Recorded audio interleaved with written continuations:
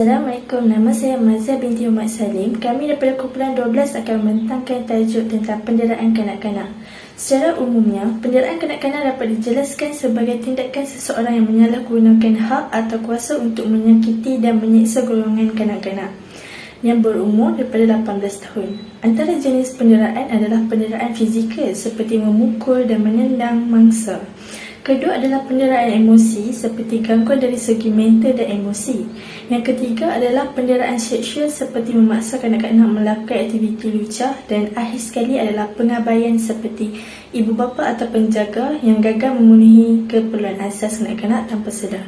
Isu ini telah meningkat dari tahun 2001 hingga kini. Oleh itu, negara Malaysia telah mewujudkan Akta Kanak-Kanak 2001 bagi melindungi hak dan kesejahteraan kanak-kanak. Seterusnya, pengkaji mempunyai 5 objektif, iaitu mengkaji punca-punca penderaan kanak-kanak yang semakin meningkat di Malaysia. Yang kedua adalah mengenal pasti kisah-kisah penderaan terhadap kanak-kanak mangsa. Ketiga adalah mengenal pasti tindakan undang-undang yang perlu diperkasakan kepada penderaan kanak-kanak. Keempat adalah mengetahui bentuk perlindungan yang diberikan kepada kanak-kanak yang telah didera. Dan terakhir adalah mengenal pasti langkah-langkah bagi mengatasi masalah penderaan kanak-kanak. Di sebelah kanan ini adalah persoalan kajian yang digunakan oleh pekaji untuk mendapatkan matlamat objektif. Saya Masliana binti Muhammad Arif, nombor matrik 145781 akan membentangkan signifikasi kajian. Kajian ini penting bagi membantu menyalurkan sumber dan pertolongan kepada kanak-kanak yang menjadi mangsa penderaan. Hal ini selaras dengan objektif dan persoalan yang telah dinyatakan. Kajian ini juga penting sebagai panduan dalam praktis kerja sosial bagi membantu pekerja sosial dalam memahami isu penderaan dengan lebih mendalam. Kajian ini diharapkan dapat membantu memperbaiki kekurangan serta kelemahan yang terdapat dalam dasar yang sedia ada, contohnya Akta Kanak-Kanak 2001 dan Akta Kesalahan Seksual terhadap Kanak-Kanak 2017. Assalamualaikum, saya Ni Alan Nazwa pula akan membentangkan bahagian 2, iaitu tinjauan literatur, teori-teori yang dipilih dan kerangka konsep. Untuk kajian lepas, mengikut pada kajian lepas, menurut Kleinet dan Meyer 1985, penderaan ini boleh dilakukan oleh ibu bapa atau penjaga di mana mereka dengan sengaja mencederakan fizikal kanak-kanak. Selain melakukan pemerkosaan, menjadikan kanak-kanak sebagai buruh dan membiarkan kanak-kanak mengemis, yang jelasnya keadaan ini telah mendedahkan mereka, iaitu kanak-kanak ini dalam persekitaran yang dapat membahayakan mereka. Seterusnya, perkara ini akan membantukkan lagi pertumbuhan emosi dan fizikal kanak-kanak ini. Merujuk kepada isu penderaan kanak-kanak, pengkaji telah memilih 2 teori, iaitu teori hierarki keperluan Maslow dan pendekatan ekologikal. Untuk teori yang pertama, iaitu teori keperluan hidup, teori yang diperkenalkan oleh Abraham Maslow menjelaskan keperluan hidup yang diperlukan oleh seseorang individu. Antara keperluan yang dikatakan adalah seperti keperluan fizikal dan fisiologi, keperluan keselamatan dan perlindungan, keperluan kasih sayang, dan juga keperluan lain adalah seperti keperluan untuk meningkatkan keyakinan diri, keberanian dan untuk mencapai keadilan. Oleh itu, pengkaji memilih teori ini kerana isu penderaan ini jelasnya dengan sengaja mengabaikan semua keperluan ini terhadap kanak-kanak.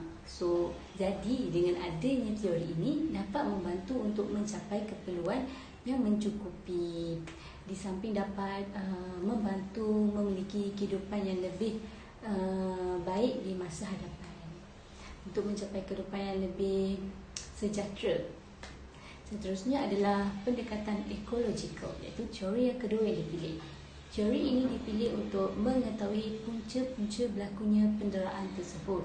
Hal ini dikatakan demikian kerana dalam teori ini terdapat 3 sistem, iaitu sistem mikrosistem, mesosistem dan juga makrosistem, yang mana ketiga teori ini dapat melihat interaksi manusia dalam sistem atau subsistem. Jadi melalui sistem-sistem yang ada ini, pengkaji dapat mencari tahu akan punca sama ada ianya berpunca daripada individu itu tersendiri ataupun persekitaran pada sekeliling individu itu yang mempengaruhi individu itu untuk berkelakuan sedemikian. Okey, seterusnya adalah kerangka konsep yang menjelaskan definisi penderaan terhadap kanak-kanak.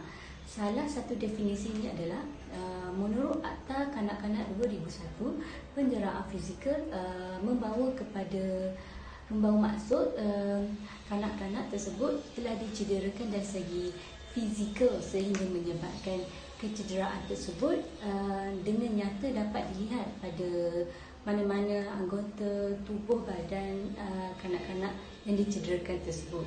Misalnya keganasan fizikal yang kebiasaannya terjadi adalah patah tulang, kecederaan dalam otak, lebam dan sebagainya. Sekian, terima kasih. Assalamualaikum, saya Mona Adna akan membentangkan bahagian 3 iaitu metodologi kajian. Pertama, reka bentuk kajian. Reka bentuk adalah kerangka yang digunakan oleh sebuah kajian untuk mengutip dan menganalisis data. Iaitu kajian ini menggunakan reka bentuk kuantitatif yang dapat memastikan data yang diperoleh memberi jawapan yang tepat kepada persoalan dan mencapai objektif kajian. Kedua, instrumen kajian digunakan untuk mengumpul data dalam penyelidikan. Oleh itu, kajian ini menggunakan kaedah kuantitatif. Kaedah ini adalah satu pendekatan dalam penelitian yang menggunakan data numerik dan berfokus kepada pengumpulan, analisis dan interpretasi data dalam bentuk statistik. Ketiga, persampalan kajian. Persampalan merupakan proses memilih sekumpulan responden oleh penyelidikan untuk mewakili satu masyarakat. Dalam penyelidikan ini juga, pengkaji menggunakan persampalan bukan kebarangkalian dan menggunakan jenis persampalan mudah yang dikenali sebagai persampalan secara sediaan. Pengkaji memilih masyarakat yang berada dalam persekitaran kanak-kanak bagi mengumpul data berkaitan kes penderaan kanak-kanak di negara Malaysia. Yang keempat, berkaitan kaedah pengumpulan data. Pertama, kaedah analisis dokumen. Dokumen mestilah merangkumi teks, jurnal, laporan dan bahan tulisan yang relevan dengan topik. Kaedah ini digunakan bagi mengumpul data yang telah wujud sebelumnya dan memberi wawasan yang mendalam dalam penyelidikan. Kedua, kaedah perpustakaan. Kaedah yang dapat membantu penyidik memaksimumkan penggunaan sumber-sumber perpustakaan. Assalamualaikum, saya Filza Anastasia binti Ismail. Nama matrik saya 146009. Berdasarkan hasil kajian yang telah dilakukan, terdapat 20 orang responden yang telah menjawab persoalan yang telah disediakan. Responden terdiri daripada jantina lelaki dan perempuan dalam lingkungan antara 18 tahun ke 45 tahun. Hasil kajian bagi faktor penderaan adalah sebanyak 80% telah menyokong semuanya di atas, iaitu masalah kewangan, kurang didikan agama, tekanan tempat kerja, masalah psikologi serta masalah keluarga. Seterusnya adalah kesan terhadap penderaan kanak-kanak yang berlaku, di mana seramai 80 responden telah memilih setiap jawapan yang disediakan.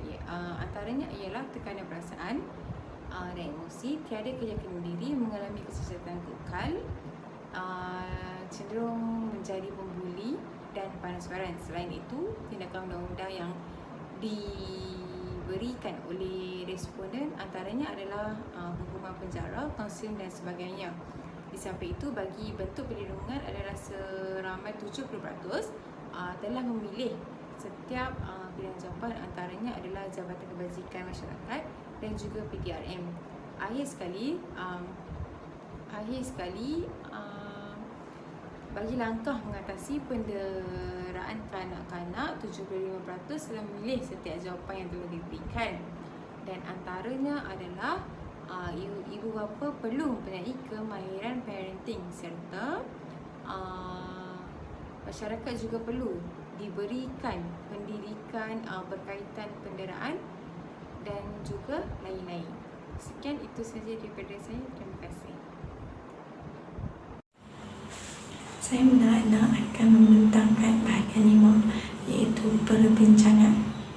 Dalam kajian ini, pengkaji telah mengumpul data daripada responden dari pelbagai masyarakat mengenai Malaysia.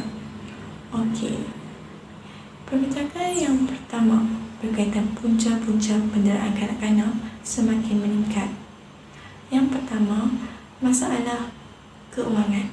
Masalah ini merupakan punca utama yang menyebabkan penderaan kanak-kanak berlaku kerana seseorang tidak dapat mengawal emosi yang baik dengan melepaskan kemarahan kepada kanak-kanak.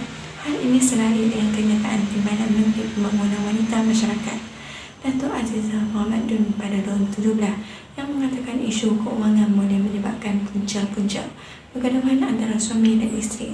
Khususnya anak-anak menjadi masalah. Punca seterusnya, kurang didikan agama. Agama mengajarkan tentang kasih sayang, pengampunan dan keadilan yang merupakan nilai-nilai yang bertentangan dengan penderaan kanak-kanak. Hal ini juga selari dengan kajian lepas akhir pada 2012 iaitu kebanyakan agama melarang penderaan kanak-kanak dan ia adalah masalah yang sangat serius dan perbuatan seperti ini dilarang. Ketiga, di tempat kerja dan masalah keluarga. Menurut statistik analisis dilakukan oleh Saleh pada tahun 2013 dan 2017, perubahan keluarga merupakan punca berlakunya penderaan kanak-kanak. Oleh itu, penting untuk mengambil pendekatan yang holistik dengan melibatkan intervensi dalam konteks keluarga, tempat kerja dan masyarakat. Punca yang keempat, lingkungan tempat kerja yang stres dan tekanan yang tinggi. Keadaan ini dapat mempengaruhi keseimbangan emosi seseorang dan jika seorang tak dapat kendali dengan baik boleh menyebabkan perilaku penderaan terhadap kanak-kanak. Pada tahun 2002, seorang tokoh mengatakan seorang yang tidak dapat mengawal emosi sebagai seorang yang tidak sabar, terlalu sentimental apabila berkelakuan, mudah kecewa, tidak dapat mengawal kemarahan, akhir sekali masalah psikologi individu. Individu yang menghadapi masalah psikologi seperti gangguan emosi, tekanan mental dan masalah lain cenderung untuk melakukan penderaan terhadap kanak-kanak. Oleh itu, melalui kajian lepas Nur Jannah pada tahun 2014, perawatan psikologi perlu diberikan agar perkara tersebut tidak berlaku lagi. Seterusnya ialah perbincangan mengenai kesan penderaan. Antaranya ialah tekanan perasaan dan emosi kanak-kanak.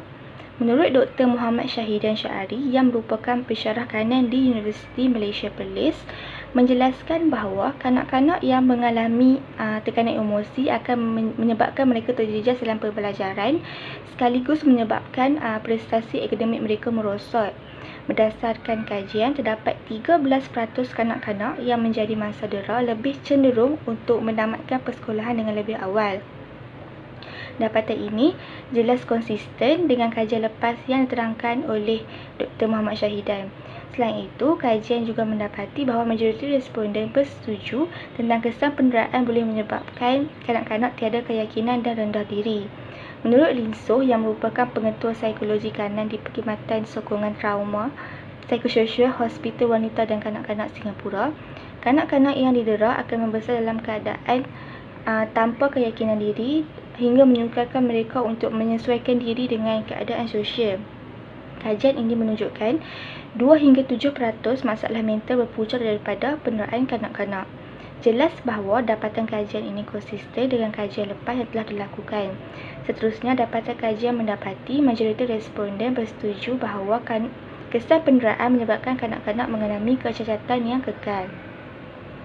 Menurut Ahmad Ismaili Ismail, penderaan bukan sahaja mampu mendatangkan kesan kecederaan secara luaran, malah ia juga mampu untuk merosakkan organ dalaman kanak-kanak.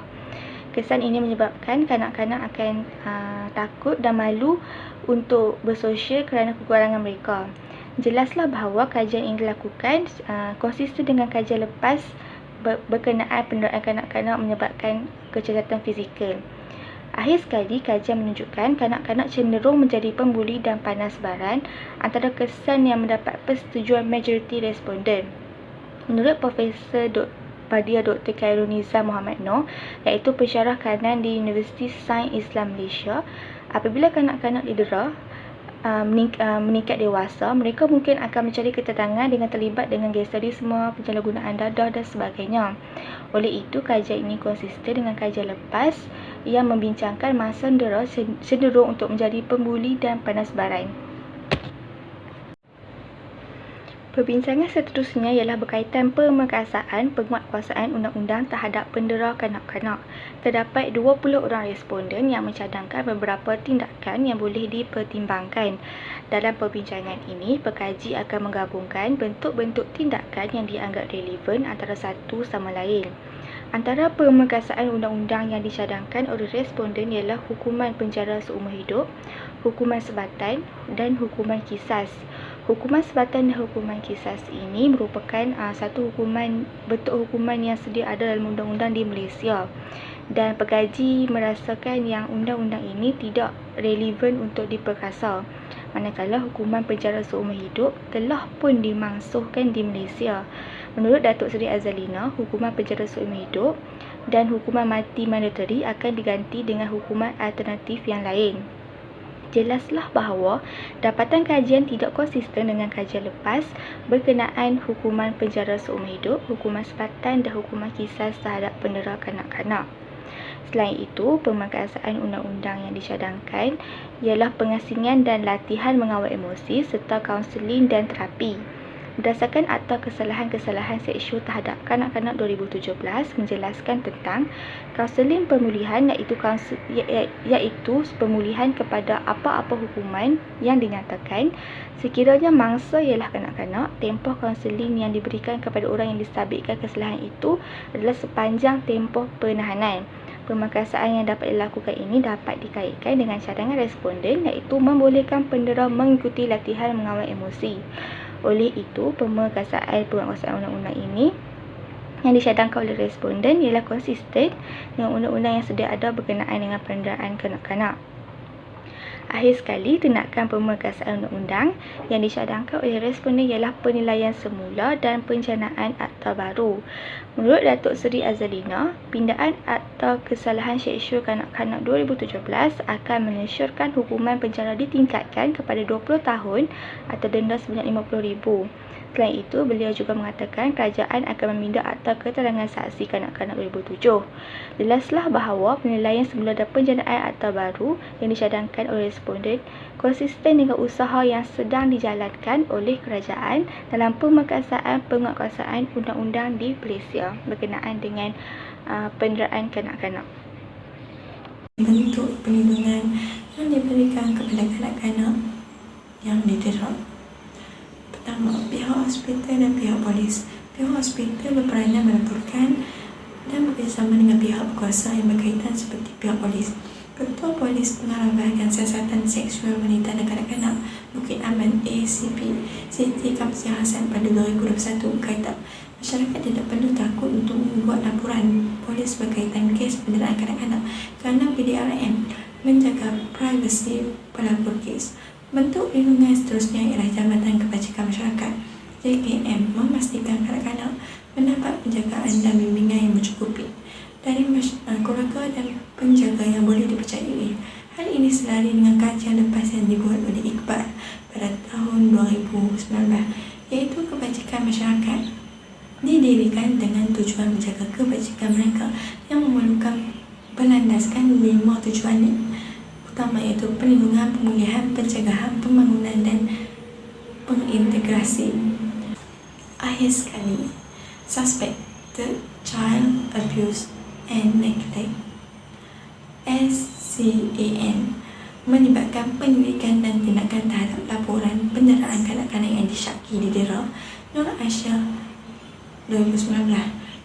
SCAN membolehkan kerajaan melakukan pengebalan dasar yang komprehensif dan berkesan berkaitan dengan penjagaan, perlindungan, pemulihan dan pembangunan dan penyertaan kanak-kanak di peringkat kebangsaan, serantau dan antarabangsa.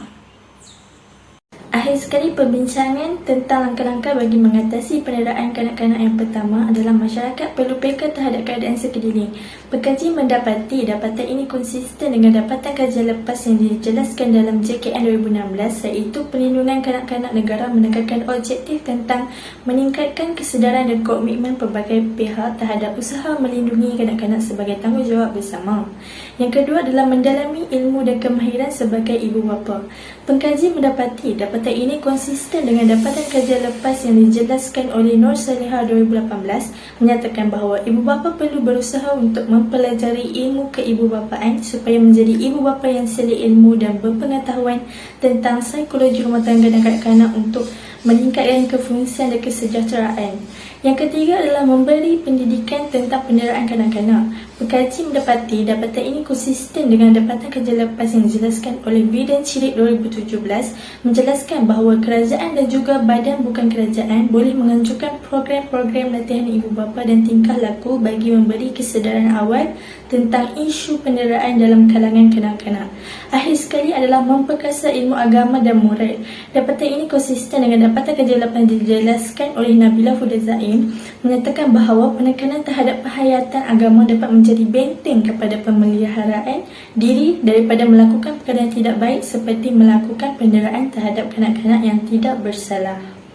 Kesimpulannya, dapatan kajian telah terbukti dengan jelas dalam mencapai objektif kajian dan menjawab persoalan kajian tentang penderaan kanak-kanak. Pengkaji mendapati bahawa kanak-kanak perlu diberi perlindungan dan penjagaan yang baik termasuk perlindungan undang-undang kerana mereka masih belum matang dari segi zahir dan batin. Pengkaji ingin menekankan kepada masyarakat mengenai penderaan bahawa seseorang individu tidak kira latar belakang jantina dan tahap pendidikan juga berpotensi melakukan penderaan. Masyarakat tidak boleh berfikiran pelaku penderaan kanak-kanak ini seorang yang kejam, garang dan muka bengis kerana terdapat kajian lepas yang menyatakan kes ini berlaku terdiri daripada individu yang kelihatan baik dan berpendidikan tinggi. Oleh itu, kita sebagai masyarakat yang bertimbang rasa perlulah sentiasa berhati-hati dan peka dengan keadaan sekeliling.